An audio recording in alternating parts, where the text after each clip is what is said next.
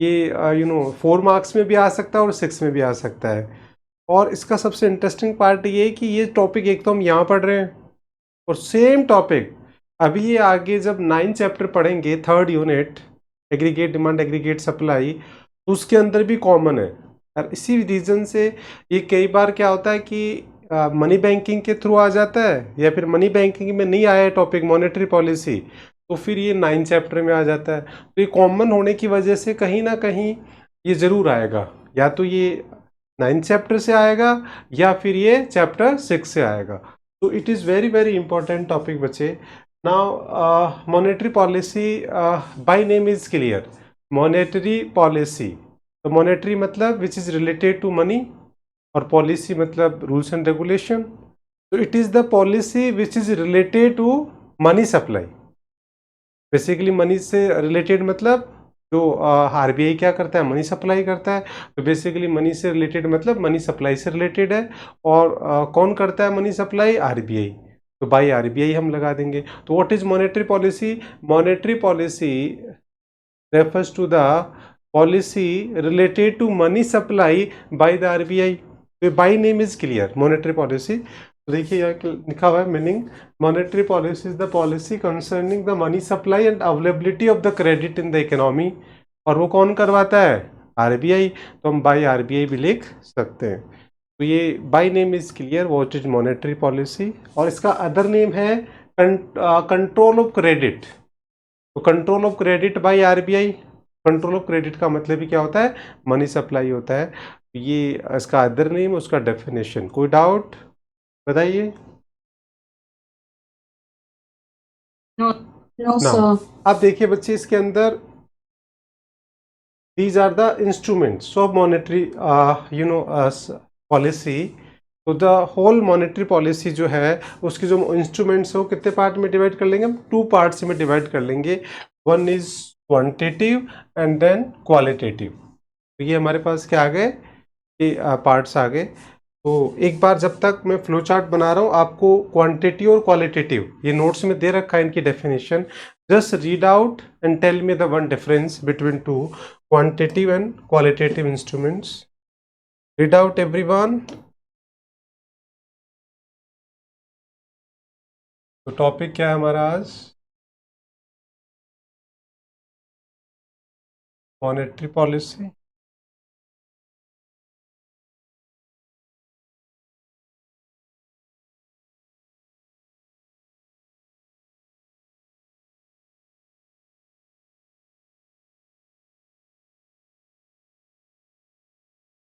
Monetary policy.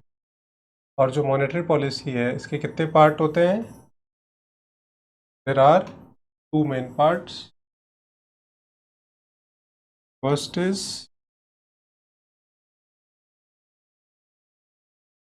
Quantitative,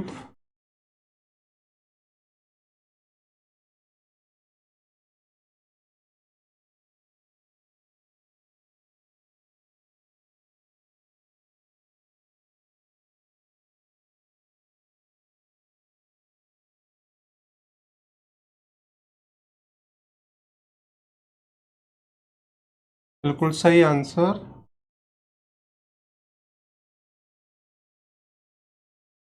देखिए there are 2 measures, quantitative and qualitative. अब तो इनमें क्या डिफरेंस है क्वांटिटेटिव और qualitative? Quantitative measures are those measures which affect the money supply country as a whole. अब इसका क्या मतलब है? इसका मतलब ये है कि इसके अंदर बहुत सारे मेजर्स हैं जो हम पढ़ेंगे। जैसे सबसे पहले हम पढ़ेंगे बैंक रेट, फिर हम पढ़ेंगे रेपो रेट, फिर हम पढ़ेंगे रिवर्स रेपो रेट, फिर हम पढ़ेंगे ओपन मार्केट ऑपरेशन, और फिर पढ़ेंगे हम सीआरआर, और लास्ट में क्या पढ़ेंगे? एसएलआर। तो these are the various instruments under the quantitative measures which is use by the RBI. तो अगर आरबीआई इन मेजर्स को यूज करेगी तो क्या होगा? पूरी कंट्री की मनी सप्लाई इफेक्ट होगी।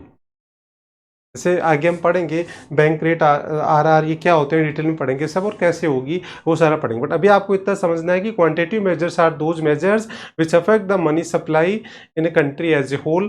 तो इसका मतलब आरबीआई इन मेजर्स को यूज करेगी तो पूरी। और qualitative measures are those measures which affect the money supply in the specific sector या एरिया। तो इसमें क्या आता है, जैसे marginal requirement, rationing of credit, moral suasion.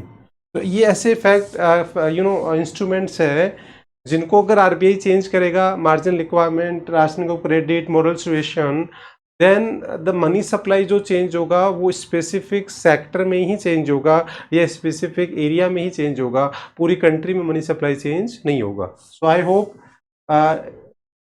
Quantitative and qualitative measures are clear, yes और नो टू एवरीवन? बोलो बच्चे। Yes. Okay Yes, sir. अब क्वांटिटेटिव मेजर्स की हमने डेफिनेशन पढ़ी ली है। अब इसमें बैंक रेट, रेपो रेट और रिवर्स रेपो रेट। तो बैंक रेट और रेपो रेट, इनको हमें डायरेक्टली पहले हमें क्या करना है, ये टेबल पढ़नी है, डिफरेंस पढ़ना है इसका। तो प्लीज़ ये जो टेबल है मैं इसको थोड़ा मिनिमाइज कर लेता हूँ, वैसे तो आपके पास नोट्स हैं ही। देन उसके बाद में time period, then securities, then other name. तो सबसे पहले अगर हम मीनिंग में चलें तो जो बैंक रेट और रेपो रेट में कुछ कॉमन है, वो कॉमन क्या है कि बैंक रेट और रेपो रेट वो रेट होती है जिसपे आरबीआई किसको, आरबीआई लोन देता है किसको, कमर्शियल बैंक को। What is bank rate? The rate at which RBI gives the loan to the commercial bank. What is repo rate? वो भी वही रेट होती है, rate at which RBI gives the loan to the commercial bank. But अब difference क्या है? तो difference बस यही है कि जो बैंक रेट होता है वो विदाउट कोलेट्रल और फॉर द लॉन्ग पीरियड, और जो रेपो रेट होता है वो विद द कोलेट्रल और फॉर द शॉर्ट पीरियड। अब कोलेट्रल क्या होता है सबको पता है, सिक्योरिटीज जो होती है कोलेट्रल। जब भी हम कोई लोन लेते हैं, चाहे हम ले या कोई भी ले, तो बिना सिक्योरिटीज के लोन नहीं मिलता है। और सिक्योरिटीज में जैसे आपको कोई भी प्रॉपर्टी के पेपर या कुछ भी रखना होता है।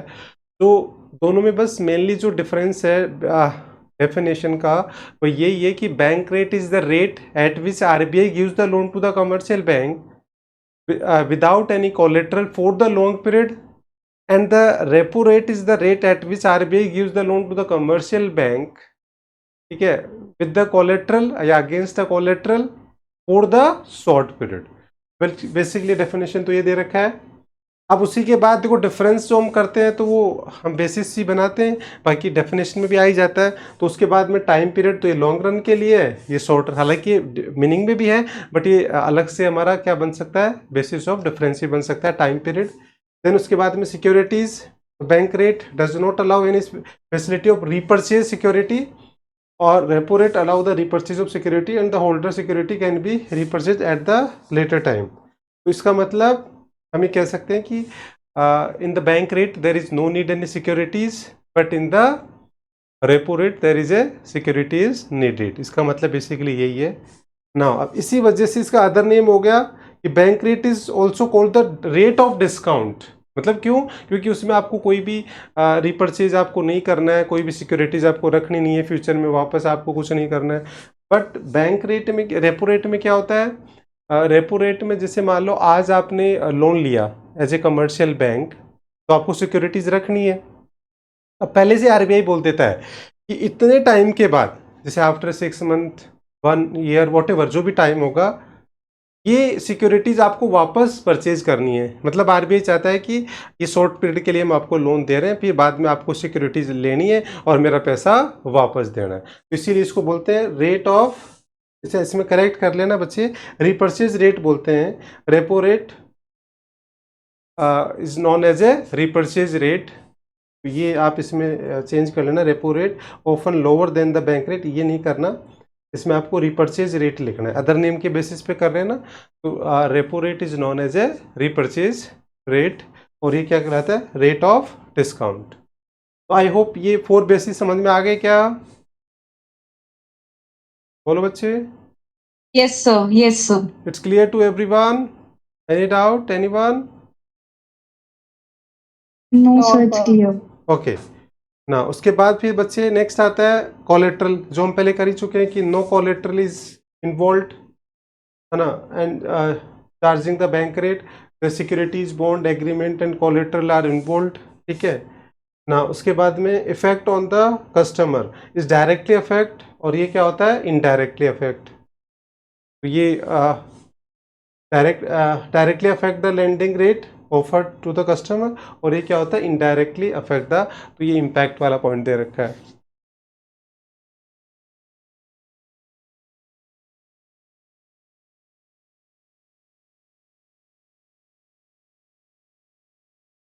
तो डिफरेंस क्लियर है? सो हम्म सर एक बार आप रियल लाइफ एग्जांपल Yes. से समझा सकते हो क्या बैंक रेट का? बैंक रेट का रियल लाइफ एग्जांपल से समझ लो आप कि जैसे हमारे लिए बैंक कौन है? Commercial bank. तो कमर्शियल बैंक के पास अगर हम जाएंगे और हमें लोन लेंगे, तो हमें क्या करना पड़ेगा? हमें कुछ सिक्योरिटीज रखनी पड़ेगी, फिर वो जो लोन देगी हमारे को, तो जो लोन देगी उस पर एक हमारे पास वो एक रेट चार्ज करेगी। उस रेट को क्या बोलते हैं? ऐसे तो देखी नहीं, लोन देगी तो रेट चार्ज करेगी, उसको बोलते हैं रेट ऑफ इंटरेस्ट। क्या बोलते हैं? Rate of interest. Rate of interest. तो जो कमर्शियल बैंक हमारे को लोन देगी तो उसके बदले में वो एक रेट ऑफ इंटरेस्ट चार्ज करती है। सेम वैसे ही जब कमर्शियल बैंक को पैसे की जरूरत पड़ती है तो वो किससे जाएगी? आरबीआई से। तो आरबीआई से जब वो क्या करेगी? चार्ज करेगी, सॉरी आरबीआई से लोन लेगी, तो आरबीआई उसके लिए जो एक रेट चार्ज करता है that is called bank rate. और वही रेपो रेट होता है, बट उनमें बस फर्क इतना सा होता है, एक लॉन्ग पीरियड के लिए होता है, एक शॉर्ट पीरियड के लिए, एक विदाउट कोलेट्रल होता है, एक विद द कोलेट्रल होता है। यस और नो? तो ये वैसे ही रेट है। सर तो ये हम्म सर तो इसमें लिखा है it directly affects the lending rates offered to customers.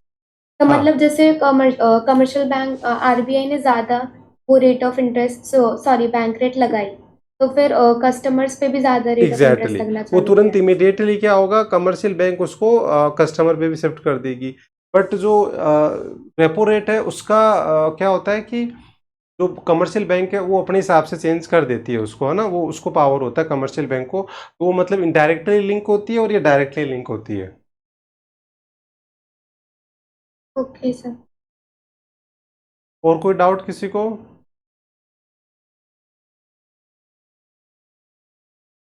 ठीक है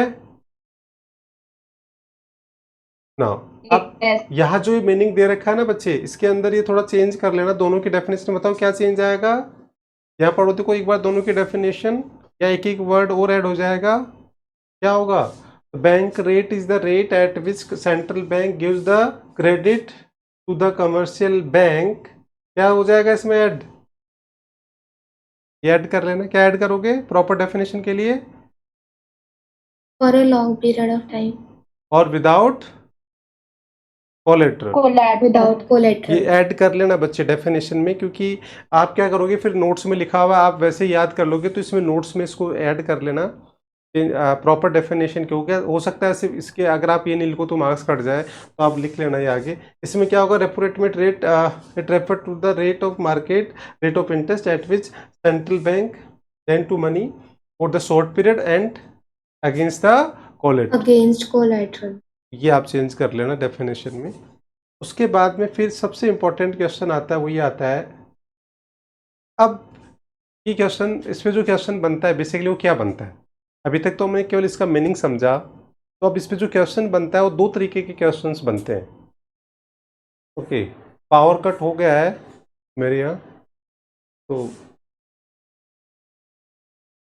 अब हम ऐसे डिस्कस कर लेते हैं जब तक पावर आता है।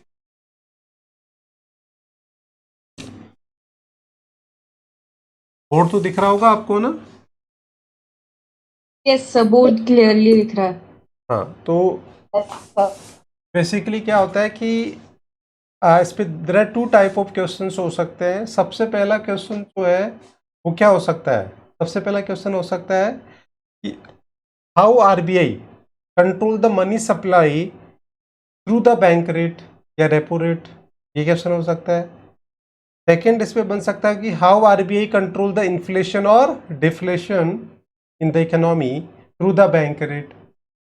ये दोनों ही क्वेश्चन में आंसर हमारे को सेम ही लिखना है। तो देखिए सबसे पहला दे रखा है इन केस ऑफ इन्फ्लेशन। अब ये सबको पता है कि व्हाट इज इन्फ्लेशन, इन्फ्लेशन क्या होता है, तो बेसिक आइडिया तो सबको होगा इन्फ्लेशन क्या होता है। जब डिमांड इतनी ज्यादा हो जाती है और सप्लाई मीट नहीं कर पाती तो फिर प्राइसेस बहुत ज्यादा बढ़ जाती है। हाँ, तो basically continuous rise in price. जो प्राइस बढ़ती रहती है मार्केट में, दैट इज कॉल्ड इन्फ्लेशन। अब हालांकि वैसे बहुत सारे रीजंस होते हैं, बट उसमें से सबसे इम्पोर्टेंट जो रीजन होता है दैट इज मनी सप्लाई, कि मार्केट में पैसा लोगों के पास ज़्यादा है, इस वजह से क्या होता है कि वो ज़्यादा क्या करेंगे, डिमांड करेंगे, उससे फिर ज़्यादा प्राइसेस बढ़ती है और देन इन्फ्लेशन बढ़ता है। और इन्फ्लेशन का सबसे नेगेटिव इम्पैक्ट क्या होता है, सबसे ज़्यादा जो नेगेटिव इम्पैक्ट होता है रिच और पुअर का जो डिफरेंस होता है वो ज़्यादा बढ़ता है। The difference between the rich and poor क्या होगा, इंक्रीज होगा, बिकॉज जो इन्फ्लेशन है वो ज़्यादा अफेक्ट किसको करेगा, पुअर को, पुअर सेक्शन ऑफ सोसाइटी को ज़्यादा अफेक्ट करता है। और उसकी जो पुअर है वो और become poors and the rich gets richer, ये इसका सबसे बड़ा ड्रॉबैक होता है। तो अब आरबीआई कैसे कंट्रोल करेगा, थ्रू द, तो इसमें स्टेप्स लिखी हुई है बच्चे प्रॉपर तरीके से, कि सबसे पहले मान लो इन्फ्लेशन है, तो इसका मतलब हमें मेन रीजन पता लग गया कि इन्फ्लेशन का जो मेन रीजन है वो क्या है, मनी सप्लाई ज़्यादा है मार्केट में। तो अब आरबीआई उसको कम करेगा, तो कैसे कम करेगा, तो सबसे पहले देखिए first point, bank rate increase कर देगा। क्या कर देगा, बैंक रेट को इंक्रीज कर देगा। इंक्रीज। जैसे ही बैंक रेट इंक्रीज होगा या रेपो रेट इंक्रीज होगा, दोनों का ये आंसर सेम ही रहेगा, बैंक रेट और रेपो रेट के अंदर दोनों में सेम ही आंसर रहता है। बस वो जो डिफरेंस है बस वो इतना सा है कि वो सिक्योरिटीज और टाइम पीरियड का फर्क है, बाकी ये जो इम्पैक्ट आएगा दोनों का, जो स्टेप्स आएगी वो सेम ही रहेगी। तो बैंक रेट रेपो रेट जैसे बढ़ेगी तो डेफिनेटली है, जब कमर्शियल बैंक को रेट ज़्यादा लगेगी, वो ज़्यादा रेट पे उसको अगर मान लो लोन मिलेगा, तो पब्लिक को भी क्या कर देगा, पब्लिक के जो जो चार्ज करता है रेट ऑफ इंटरेस्ट वो भी बढ़ा देगा। यस और नो? यस। तो it makes the credit costlier. तो अगर आप मार्केट में आप लोन लेने जाओगे तो आपको लोन क्या पड़ेगा, कॉस्टलियर पड़ जाएगा, मतलब आपको रेट ऑफ इंटरेस्ट ज़्यादा लगेगी। तो फिर आप क्या करेंगे, लोन कम लेंगे या ज़्यादा लेंगे, बताओ? कम लेंगे। तो डिमांड फॉर क्रेडिट डिक्रीजेज, जैसे डिमांड फॉर क्रेडिट डिक्रीज होगा तो मार्केट में मनी सप्लाई क्या हो जाएगी, कम। इंक्रीज। अरे लोन लोग कम लेंगे तो मनी सप्लाई कम हो जाएगी ना, लोगों को लोन मिलेगा ही नहीं तो मार्केट में मनी सप्लाई कम हो जाएगी। और जैसे मनी सप्लाई कम होगी तो फिर डिमांड कम होगी, डिमांड कम होगी तो फिर inflation will be in control. Yes और नो? ये स्टेप्स देखिए, कोई डाउट है क्या इनके अंदर? तो बैंक रेट बढ़ेगा, उससे फिर रेट ऑफ इंटरेस्ट बढ़ेगा, फिर उससे क्रेडिट जो है वो कॉस्ट बढ़ जाएगी, देन लोग डिमांड फॉर क्रेडिट कम करेंगे, तो फिर मार्केट में मनी सप्लाई कम होगी, डिमांड कम होगी, और डिमांड कम होते ही क्या हो जाएगा, inflation will be in control. Yes और नो? यहाँ कोई डाउट है क्या in any point, any one please let me know.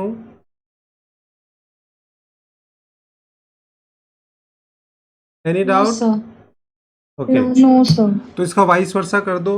In case of you know deflation क्या होगा, देखिए वाइस वर्सा है, बिल्कुल सब कुछ vice versa. In case of deflation, deflation क्या होता है, इन्फ्लेशन का अपोजिट। जैसे कोविड के अंदर क्या हुआ था, डिफ्लेशन हुआ था, मतलब continuous decrease in the demand. और ऐसा क्यों होता है, बिकॉज मार्केट में मनी सप्लाई कम होती है, लोगों के पास पैसा कम होता है, तो फिर वो डिमांड कम करते हैं, उसे फिर प्रोडक्शन एम्प्लॉयमेंट सब एक लो डिमांड ट्रैप में हम आ जाते हैं, दैट इज कॉल्ड डिफ्लेशन। तो डिफ्लेशन जो होता है ना वो ज़्यादा खतरनाक होता है इन्फ्लेशन, क्योंकि इन्फ्लेशन तो केवल पुअर सेक्शन ऑफ सोसाइटी को ज़्यादा अफेक्ट करता है, बट डिफ्लेशन जो है वो सबको इफेक्ट करता है, क्योंकि ये पूरा ट्रैप चल जाता है लो डिमांड का, इसमें सारे प्रोड्यूसर सब कुछ ही अफेक्ट होते हैं, पूरी इकोनॉमी सब कुछ पे नेगेटिव इफेक्ट पड़ता है। तो deflation just opposite of inflation. Now अब इसका मतलब मेन रीजन क्या हुआ, इन्फ्लेशन का मेन रीजन क्या था, इंक्रीज इन मनी सप्लाई। तो डिफ्लेशन का मेन रीजन क्या हुआ बच्चे, decrease in money supply. Yes और नो? Yes, तो अब sir. सब कुछ वाइस वर्सा हो जाएगा कि मार्केट में मनी Yes. सप्लाई कम है, तो उसका सब वाइस वर्सा कर दो आप। वाइस वर्सा क्या होगा, मार्केट में मनी सप्लाई कम होगी तो फिर बैंक का रेट क्या होगी, कम होगी, फिर उसकी वजह से रेट ऑफ इंटरेस्ट भी कम होगा, फिर जो कॉस्ट ऑफ क्रेडिट है वो कम कम हो जाएगा, फिर उससे लोग ज़्यादा लोन की क्रेडिट मतलब डिमांड ज़्यादा करेंगे, और फिर ये सब सारा सब कुछ क्या हो जाएगा, अपोजिट हो जाएगा। यस और नो? क्लियर है बच्चे? Yes, sir. Yes, sir. Now अब उसके बाद चलते हैं नेक्स्ट टॉपिक हमारा, दैट इज ये डिफरेंस हमने कर ही लिया। अब आता है रिवर्स रेपो रेट। तो नाम से क्लियर, रेपो रेट का अपोजिट क्या है? Reverse repo rate. Repo rate क्या था? रेपो रेट क्या था? The rate at which RBI gives the loan to the commercial bank. Yes और नो? तो अब रिवर्स रेपो रेट क्या होगा बच्चे? The rate at which, government को देने वाला the rate at which, government loan from the commercial bank exactly, जो आरबीआई है वो या take, RBI gets. RBI takes the loan the commercial bank, या we can say commercial bank you park their surplus to the RBI, या तो RBI जो commercial bank है वो RBI को लोन देगा, RBI कमर्शियल बैंक से लेगा, एक ही बात है। तो इसका मतलब ये उल्टा हो गया, रेपो रेट का just opposite, that is called reverse repo rate.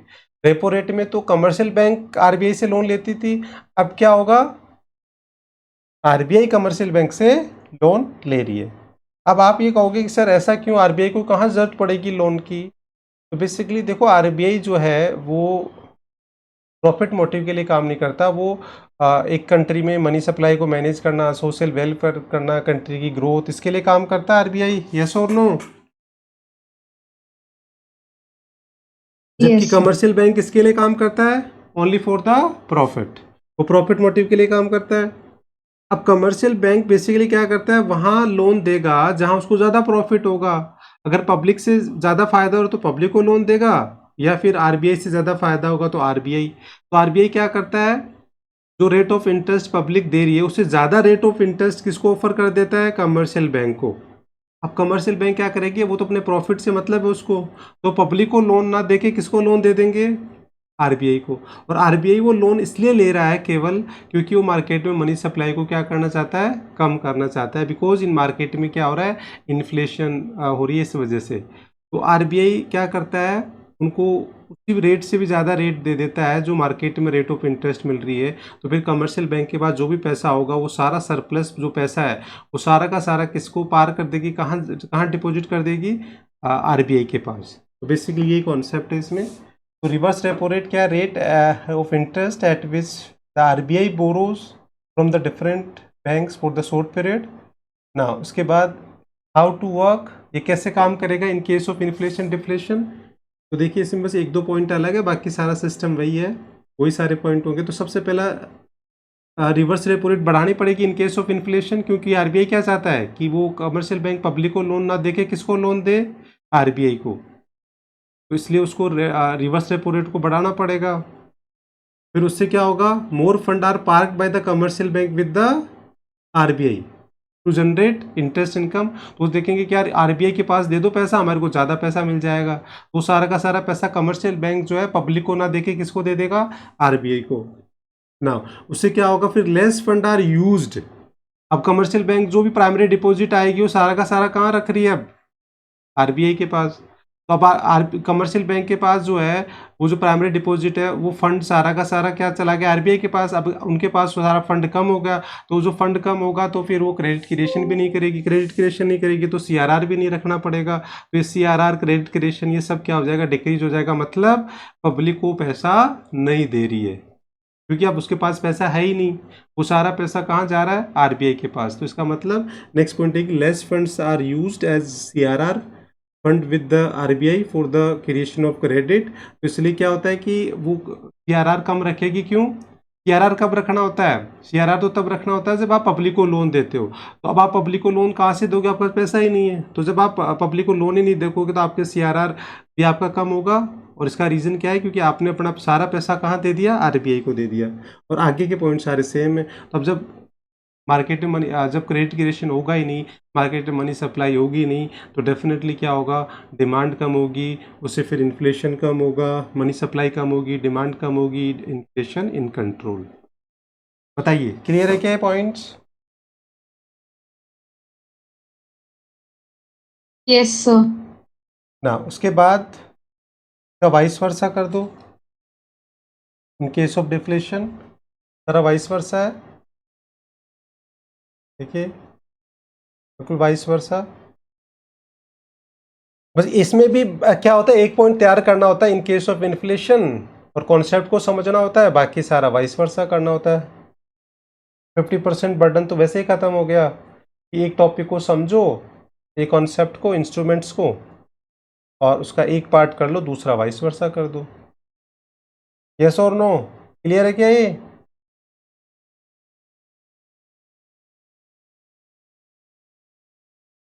बताओ, कोई डाउट है किसी पॉइंट में? Can ask.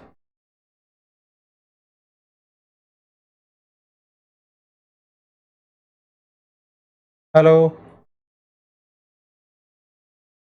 सर इन्फ्लेशन में डिमांड हाँ, कुछ बोल रहे हैं आप? इन्फ्लेशन में डिमांड कम होती है और डिप्लीशन में बढ़ती है क्या? क्या, एक बार दोबारा बोलेंगे आप? इन्फ्लेशन में डिमांड कम होती है और डिप्लीशन में बढ़ती है क्या? नहीं, इन्फ्लेशन में डिमांड ज़्यादा रहती है। किसकी डिमांड की बात कर रहे हो आप? और डिमांड मनी किसकी? सप्लाई हाँ, मनी सप्लाई की डिमांड की बात करें तो फिर तो आप सही बोल रहे हो। मनी सप्लाई की डिमांड इन्फ्लेशन में कम हो जाती है। क्यों? क्योंकि इसमें बैंक रेट, रेपो रेट, ये सारी बढ़ जाती है। तो फिर उससे क्या होगा, जो क्रेडिट है, जो लोन है, उसकी रेट बढ़ जाएगी। तो फिर पब्लिक क्या करेगी, कम लोन लेगी, मतलब कम डिमांड करेगी।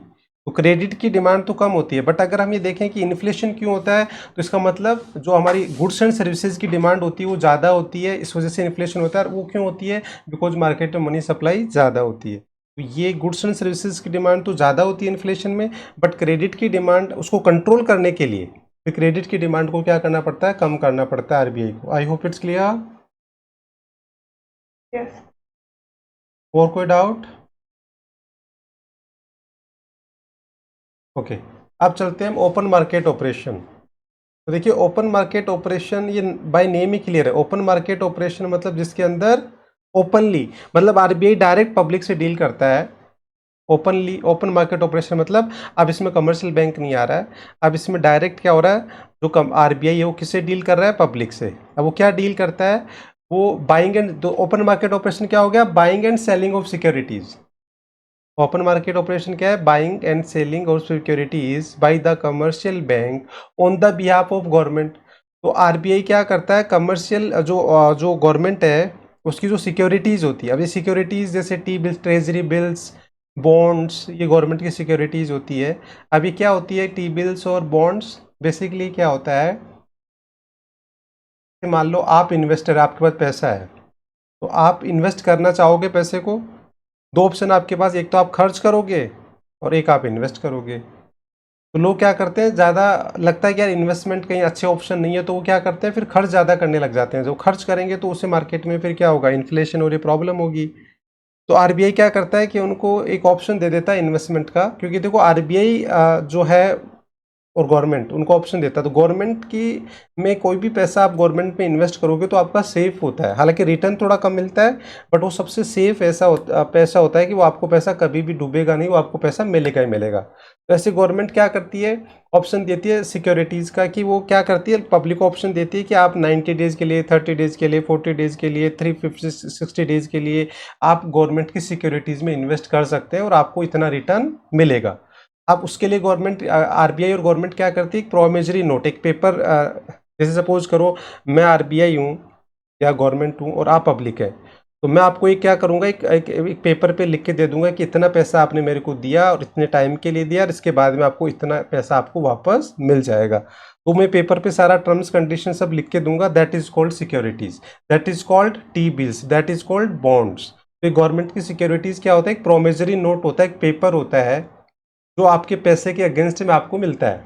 आप पैसा गवर्नमेंट को देते हो थ्रू द आरबीआई, और आपको एक पेपर इशू हो जाता है, एक बॉन्ड इशू हो जाता है, या आपको ट्रेजरी बिल इशू हो जाता है। मतलब आपको एक पूरा लेटर आ जाता है जिसपे सारी टर्म्स कंडीशन लिखी हुई थी। That is called treasury bills या बॉन्ड्स। तो सिक्योरिटीज होती है गवर्नमेंट की।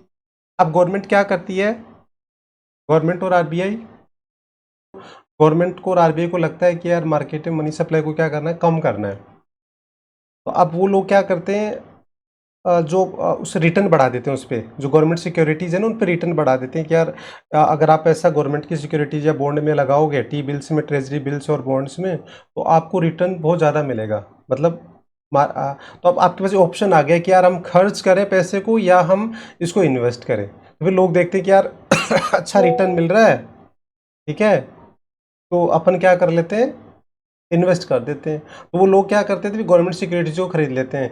तो अब जब वो गवर्नमेंट सिक्योरिटीज को खरीदेंगे तो बताओ पैसा किसके पास चला जाएगा, गवर्नमेंट के पास, ठीक है, और सिक्योरिटीज किसके पास आ जाएगी, पेपर किसके पास है, पब्लिक के पास।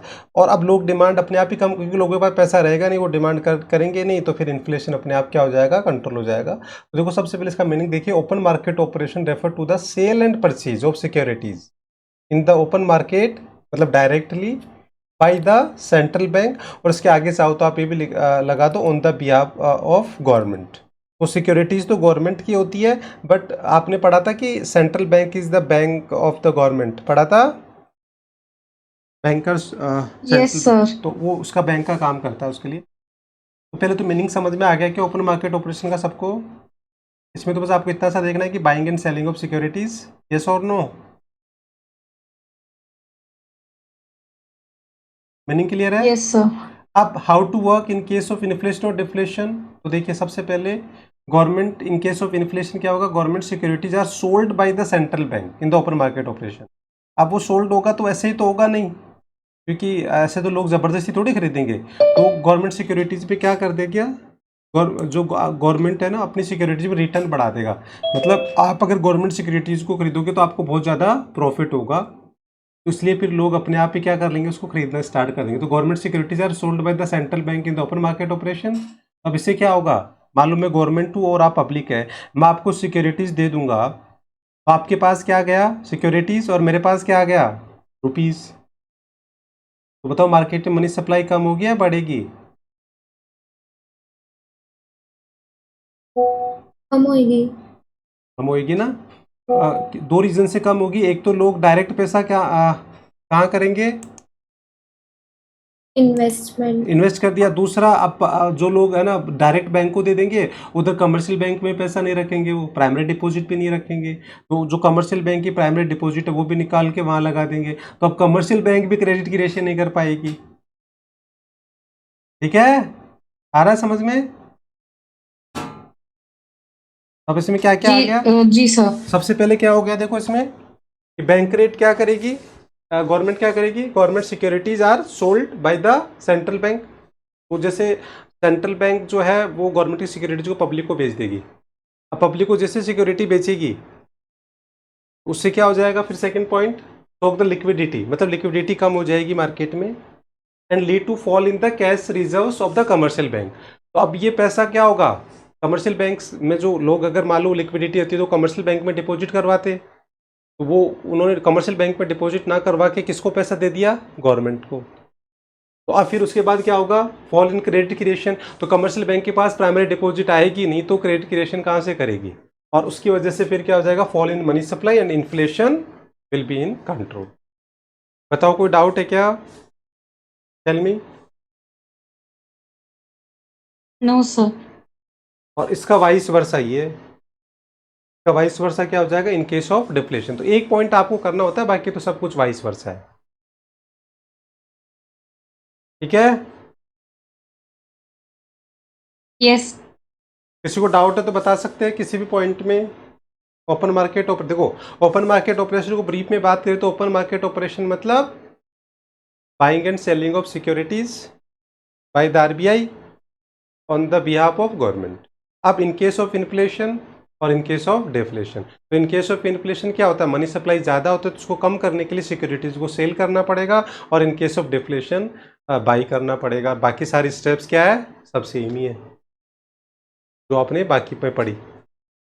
अब इसके आगे वाला जो पॉइंट है बच्चे वो हम ऑलरेडी कर चुके हैं, सीआरआर और एसएलआर, ये टॉपिक हम कर चुके हैं। तो देखो हमने जब क्रेडिट क्रिएशन किया था उस टाइम में मैंने आपको ये टॉपिक करवा दिया था, यस और नो।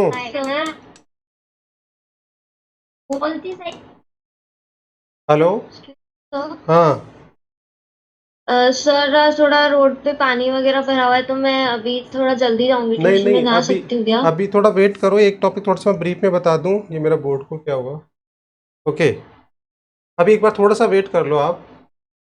देखिए छोटा सा एक स्टेप में बता रहा हूँ, वैसे आपको सारा बता रखा है मैंने। सीआरआर और एसएलआर को समझाया था। यहाँ होता है आरबीआई, और यस जो आरबीआई है वो क्या मेंटेन करता है, लीगल रिजर्व रेशियो। तो इसके दो कंपोनेंट होता है, एक होता है सीआरआर और एक होता है एसएलआर। और यहाँ होता है कमर्शियल बैंक, ये पढ़ाया था मैंने आपको। अब कमर्शियल बैंक के मान लो पास कोई भी डिपॉजिट आई, जैसे 500 करोड़ या कितना भी पैसा आया, तो अब आप बता, सीआरआर एसएलआर ये मैंने आपको क्रेडिट क्रिएशन के टाइम में बहुत अच्छे से समझाया था। कमर्शियल बैंक के पास जो भी पैसा होता है उसको, उसके 2%, 2 डिपॉजिट रखने पड़ते हैं, एक आरबीआई के पास और एक खुद के पास।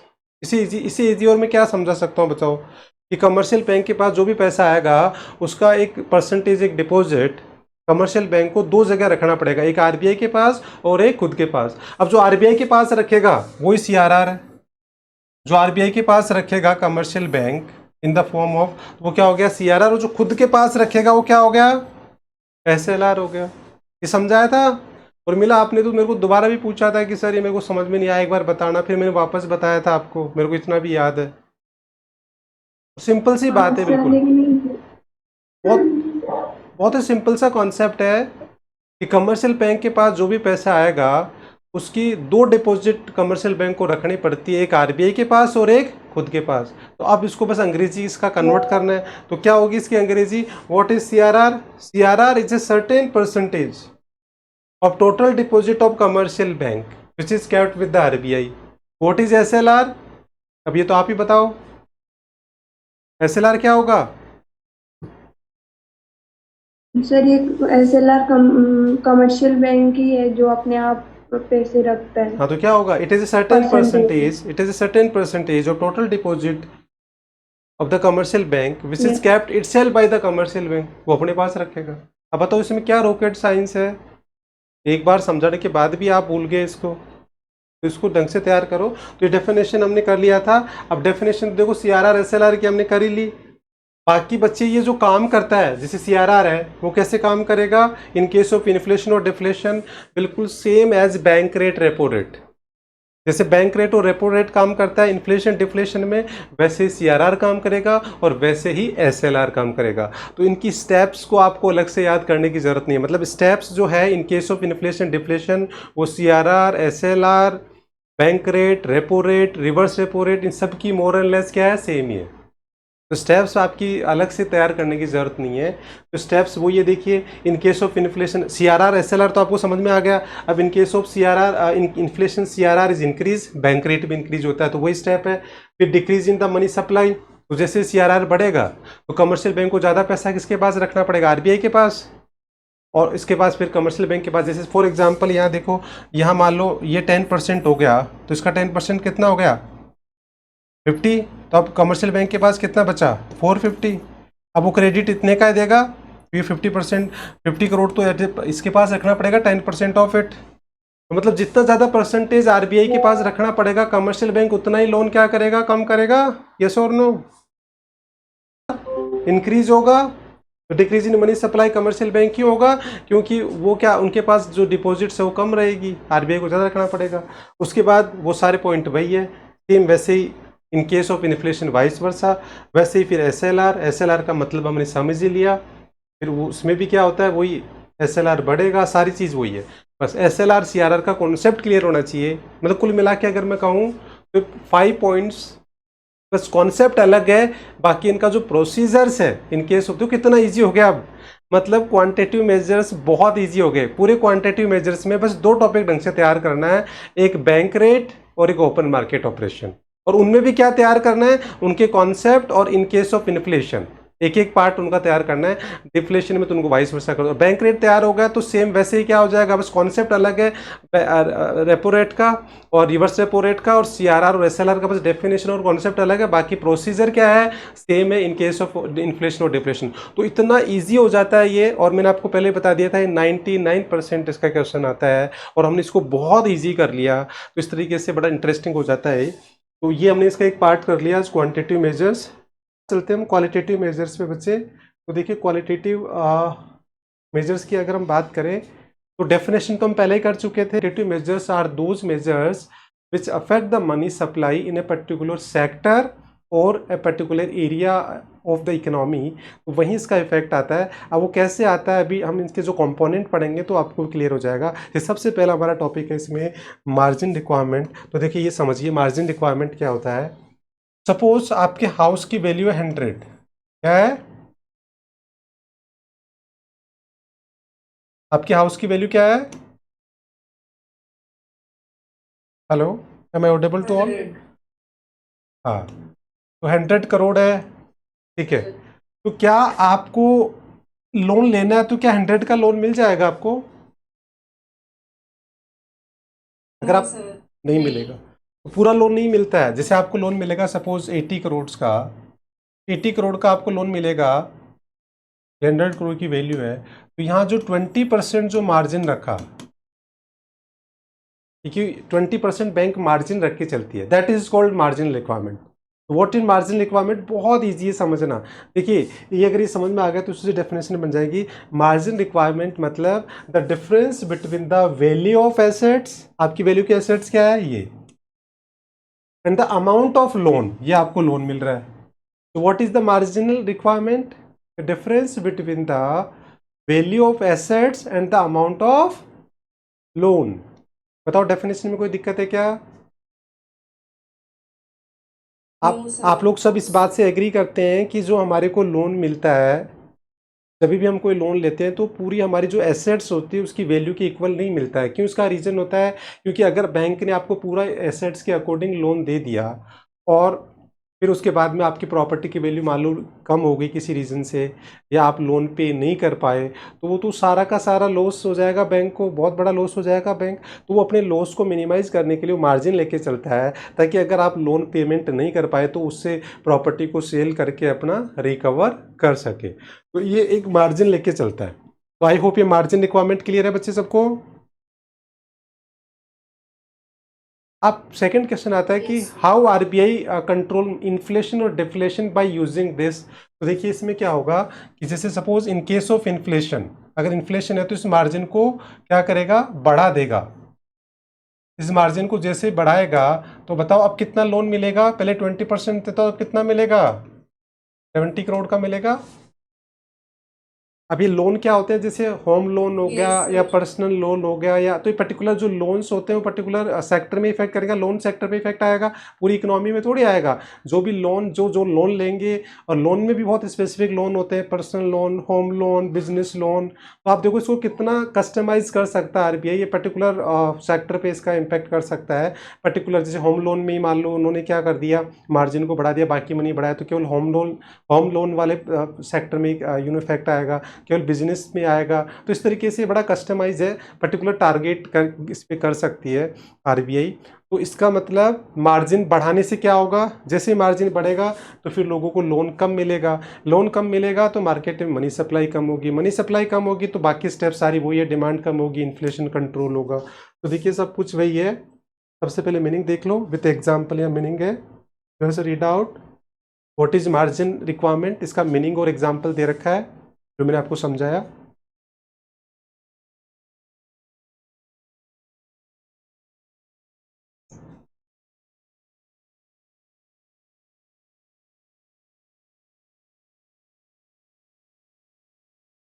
ना उसके बाद मीनिंग एग्जाम्पल हो गया।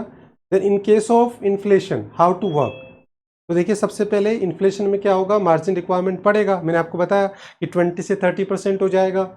Then fall in the demand for credit, तो अब जब लोगों की जो क्रेडिट डिमांड है वो कम हो जाएगी, ठीक है। उससे fall in supply of money, तो मनी सप्लाई कम हो जाएगी। फिर कमर्शियल बैंक मनी सप्लाई कम करेगी तो उसे ओवरऑल मनी सप्लाई कम हो जाएगी, फिर डिमांड कम होगी, फिर इन्फ्लेशन। बाकी सारे स्टेप सेम ही है। और इन case of deflation vice versa हो जाएगा कि जैसे सपोज अब क्या करेगा आरबीआई, इसको कम कर देगा, 10% कर दिया तो अब 90 का आपको लोन मिल जाएगा। तो यहाँ फिर क्या हो जाएगा, सब कुछ वाइस वर्सा हो जाएगा। तो ये सारी वाइस वर्सा स्टेप्स दे रखी है। तो बताओ मार्जिन रिक्वायरमेंट क्लियर है क्या? Meaning example Yes, sir. In case of inflation, in case of deflation. ठीक है, आगे चलें। कोई डाउट है किसी को इस टॉपिक में? ओके, चलो अब आगे चलते हैं नेक्स्ट बच्चे, that is rationing of credit.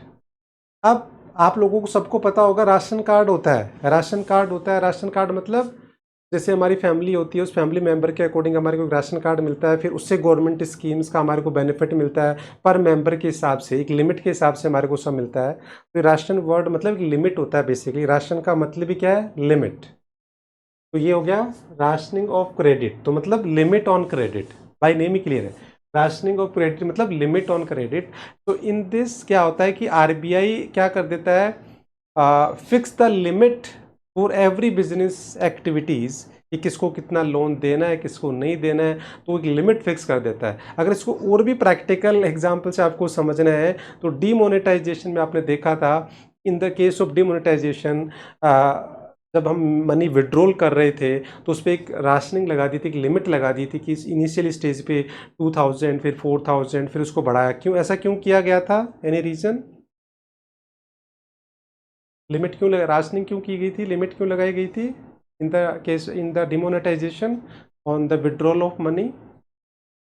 उस टाइम में शॉर्टेज ऑफ मनी सप्लाई था और उसको क्या था कि सबको डिस्ट्रीब्यूट करना था। तो यही तरीका होता है कि ताकि सबको थोड़ा थोड़ा सबको मिल जाए, तो उस टाइम में वो राशनिंग। तो वैसे ही क्या होगा, पहले आपको राशनिंग समझ में आ गई। राशनिंग ऑफ क्रेडिट मतलब limit on credit which was fix by the RBI for the particular sector और पर्टिकुलर एरिया। तो ये तो डेफिनेशन हो गई। अब हाउ टू वर्क या how RBI control inflation and deflation by the rationing of credit. तो in case of inflation, RBI will introduce the rationing of credit, मतलब वो लिमिट लगा देगा क्योंकि मनी सप्लाई को कम करनी है। तो देखो इसमें लिखा हुआ है कि आरबीआई इंट्रोड्यूस राशनिंग, मतलब वो लिमिट ऑफ क्रेडिट इंट्रोड्यूस कर देगा। जैसे मान लो किसी पर्टिकुलर सेक्टर में, मैन्युफैक्चरिंग में या पर्टिकुलर में ज़्यादा मनी सप्लाई हो रही है तो वहाँ एक लिमिट फिक्स कर देगा कि इससे ज़्यादा आप लोन नहीं दे सकते। Then fall in supply of money, तो उससे क्या हो जाएगा, कमर्शियल बैंक को एक लिमिट दे देगा, तो कमर्शियल बैंक फिर उसमें क्या करेगा, आगे लोन नहीं दे सकता। ठीक है, तो फिर मनी सप्लाई कम होगी और इन्फ्लेशन, डिमांड कम होगी और inflation will be in control. बाकी सारे स्टेप क्या है, सेम ही है। यस और नो? पढ़िए इसको एक बार, meaning and in case of inflation. Now in case of deflation क्या होगा, ये वाइस वर्सा हो जाएगा।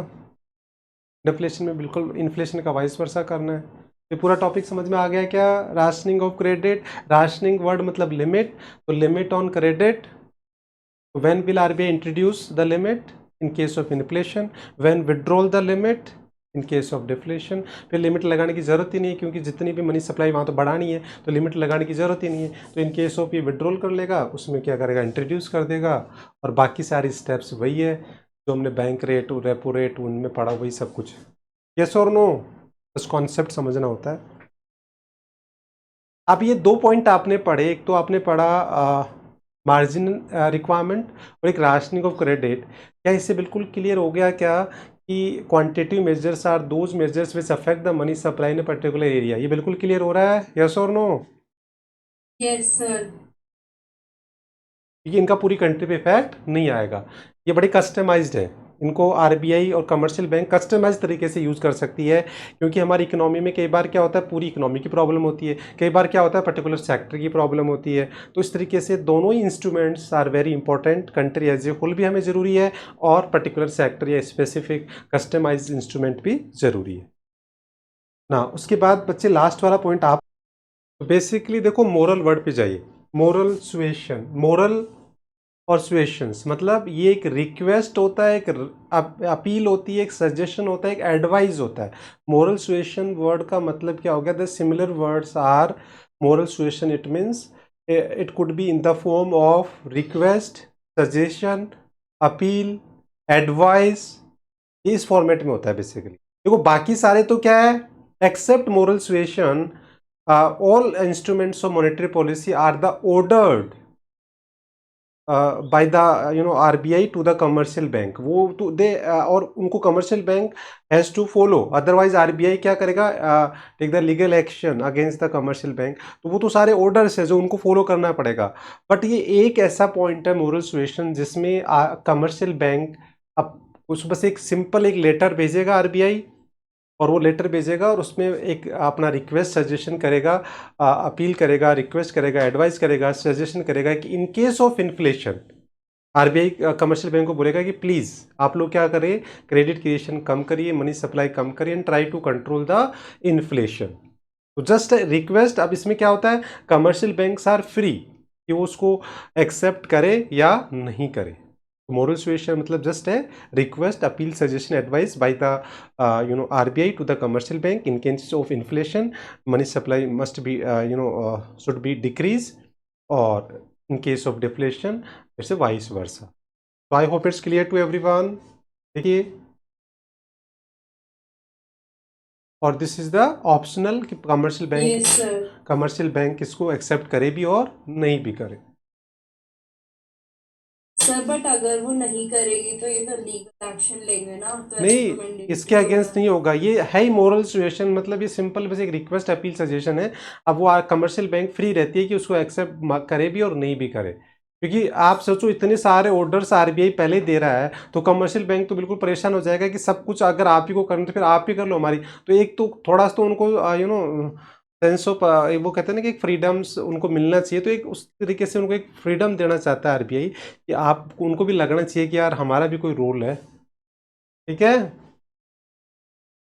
Yes, sir. किसी को डाउट है इसमें?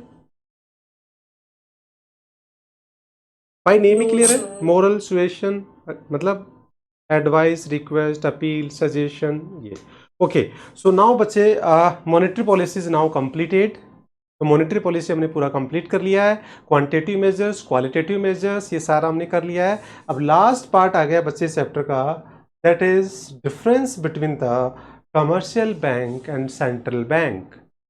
Very interesting one, because thoroughly we have discussed about the commercial bank as well as the central bank, दोनों के बारे में हम डिस्कस कर चुके हैं। Now time to differentiate between two। तो देखिए सबसे पहला मीनिंग का डिफरेंस हो जाएगा, आप इनके बेसिस आइडेंटिफाई कर लेते हैं अपन, तो डिफरेंस तो ऑलरेडी दे रखा है, अपन इसके बेसिस मार्क कर लेते हैं। देखो सबसे पहला जो पॉइंट है उसका जो आप साइड में लिख लेना है नोट्स में बेसिस। तो सबसे पहले का जो बेसिस होगा कि commercial bank function in the central bank is in apex. तो मैं कह सकता हूँ कि इसको मीनिंग बना लेना आप, है ना, इसमें भी आप कमर्शियल बैंक का मीनिंग लिख देना और इसमें भी मीनिंग लिखा हुआ है, तो आप इसको फर्स्ट पॉइंट को meaning on the basis of meaning difference कर सकते हैं। सेकंड पॉइंट में अगर हम चाहे तो मोटिव आ जाएगा, क्योंकि commercial banks focus on the profit, क्योंकि वो कमर्शियल बैंक है तो उनका मोटिव प्रॉफिट है। और सेंट्रल बैंक का जो फोकस है वो सोशल वेलफेयर है, कंट्री के अंदर जो फाइनेंशियल मार्केट है उसको स्टेबल करना है, मनी सप्लाई को रेंज में रखना है, तो उसका मैं सोशल वेलफेयर है। नाउ थर्ड पॉइंट जो है उसका बेसिस क्या हो जाएगी, कमर्शियल बैंक क्रिएट क्रेडिट, और सेंट्रल बैंक क्या हो जाएगा। अच्छा, इसमें एक आपको अगर कोई कन्फ्यूजन हो रहा है तो ये लाइन खींच लेना, एक ड्रॉ कर लेना, ताकि इसमें पता लग जाएगा कि कहाँ से कौन सा क्या स्टार्ट हो रहा है। बेसिकली ये आप एक पूरी स्केल से पार्टीशन कर लेना इसका। तो देखिए ये commercial banks create the credit, central bank control the credit. तो इसका क्या बेसिस बनाएंगे हम कि क्रेडिट कंट्रोल, और तो एक तरीके से रोल बोल सकते हैं कि कमर्शियल बैंक का रोल हमारी इकोनॉमी में क्या है और सेंट्रल बैंक का क्या रोल है। यस और no, on the basis of role कर सकते हैं, यस और नो। तो इसमें रोल का बेसिस लिख लो। Next, commercial bank deals with general public, तो डील्स आ जाएगा, डील्स विद, बेसिस क्या बन जाएगा, deals with. Commercial bank deal with the public, जबकि सेंट्रल बैंक पब्लिक से डील नहीं करता है। तो central does not normally deal with the general public. इस पे तो एमसीक्यू का बोर्ड में क्वेश्चन भी आ चुका है। ओके ना, उसके बाद फिर नेक्स्ट देखिए, commercial bank do not have power to issue. तो ये क्या आ जाएगा, इश्यू ऑफ करेंसी। तो इश्यू ऑफ करेंसी में हम कह सकते हैं कि commercial bank do not issue the currency, जबकि आरबीआई जो आरबीआई है वो क्या करता है, इश्यू ऑफ करेंसी। तो इसमें इश्यू करेंसी ले लेंगे। Commercial bank is not advice to the government, मतलब वो बैंकर्स टू गवर्नमेंट नहीं होता है।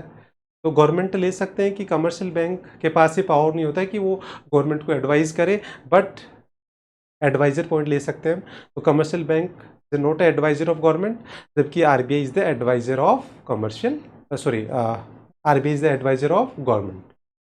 नाउ लास्ट में, it profit mainly from the loan advances, its profit mainly the advances to government and the commercial bank. तो इसका हम basis क्या ले, मतलब प्रॉफिट ही ले लेते हैं कि भाई प्रॉफिट बेसिस बन जाएगा। जैसे उसमें पहले वाले में मोटिव बना था, यहाँ प्रॉफिट हो जाएगा कि भाई कमर्शियल बैंक को प्रॉफिट कहाँ से होता है और आरबीआई को प्रॉफिट कहाँ से होता है। तो ये प्रॉफिट वाला पॉइंट वैसे अवॉइड ही करना आप, क्योंकि मेरे को इतना ज़्यादा कोई ज़्यादा वैलिड पॉइंट नहीं लग रहा, बट फिर भी 7th पॉइंट है, ये वैसे भी एडिशनल है हमारे पास, 6 पॉइंट हमारे ऑलरेडी हो गए।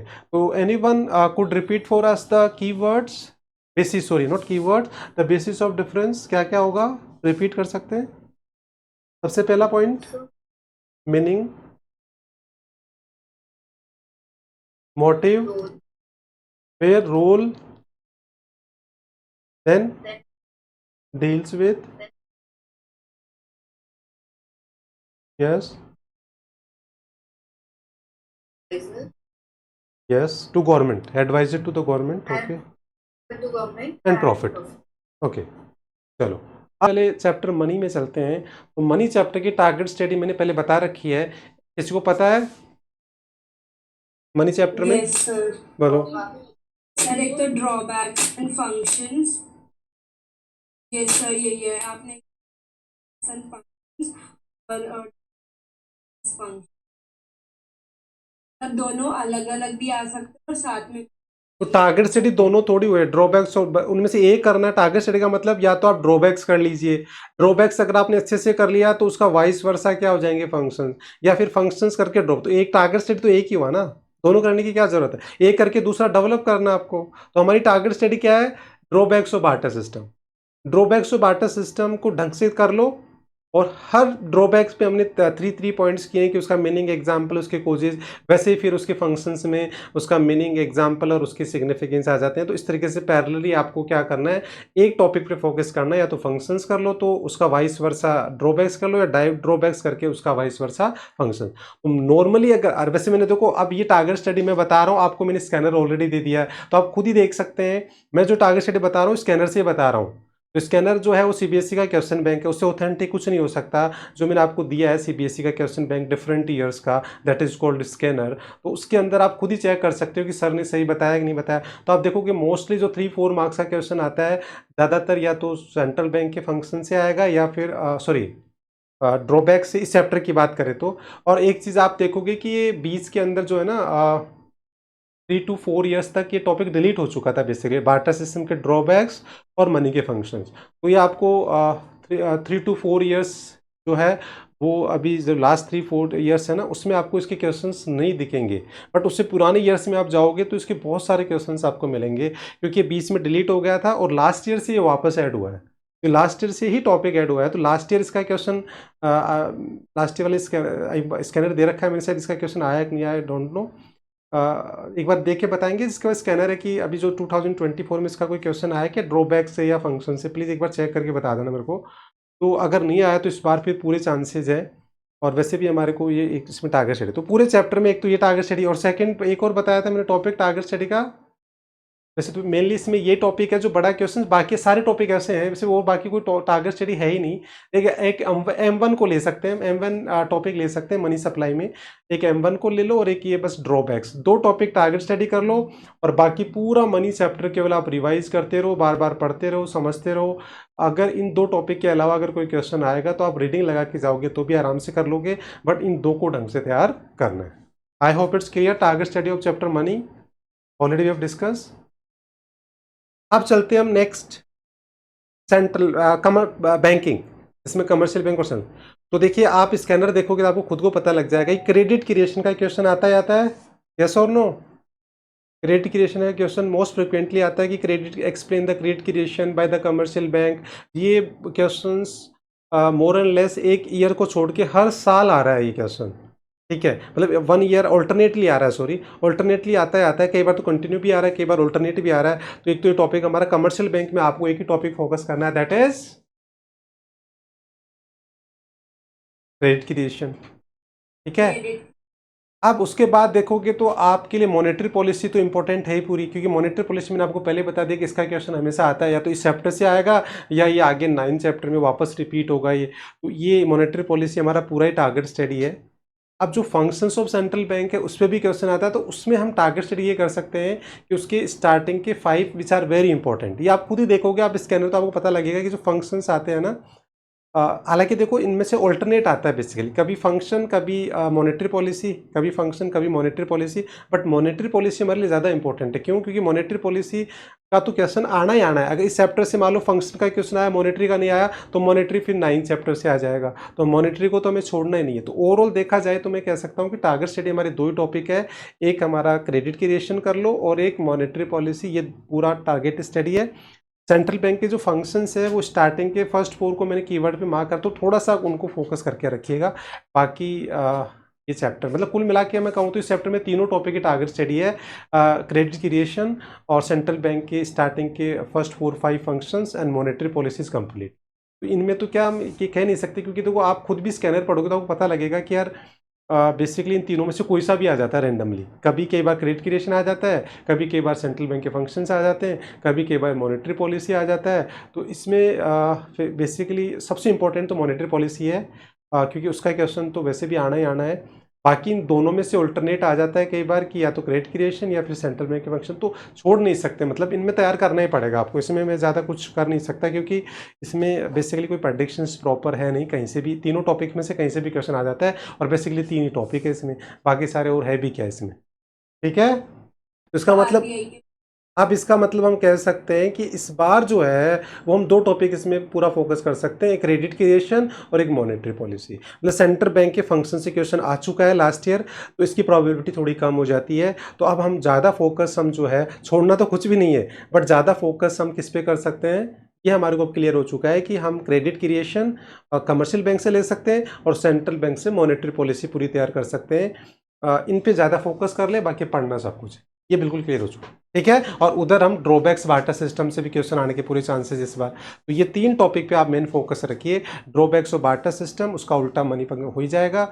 ओवरऑल पूरे चैप्टर में आपको 3 टॉपिक ढंग से तैयार करने, ये हमारा इसका कंक्लूजन हो गया पूरा। तो ये टारगेट स्टडी है, पढ़ना सब कुछ है, बट इस पे पूरा फोकस करना है। अगर टारगेट स्टडी से कोई क्वेश्चन आता है तो वो उसमें आपका हाफ मार्क्स भी नहीं कटना चाहिए, ऐसे तैयारी करनी है हमारे को। और वैसे देखो 95% जो मैं टारगेट स्टडी बता रहा हूँ, कैसे बता रहा हूँ, सीबीएसई के स्कैनर से, और वो आने की प्रॉपर प्रोबेबिलिटी है कि वही वहीं से क्वेश्चन आएगा। वैसे कोई लैंग्वेज चेंज हो सकती है, तो लैंग्वेज चेंज की भी हमारे को प्रॉब्लम नहीं, क्योंकि हमारे पास इतना 15 ईयर्स का क्वेश्चन बैंक है स्कैनर में, तो उस लैंग्वेज भी ऑलमोस्ट हमारी सारी कवर हो जाएगी। तो 95% 90% तो पेपर वही आएगा जो हम टारगेट स्टडी कर लेंगे और जिसके क्वेश्चन ऑलरेडी हम कर चुके होंगे, वही पेपर बोर्ड में आपको मिलेगा।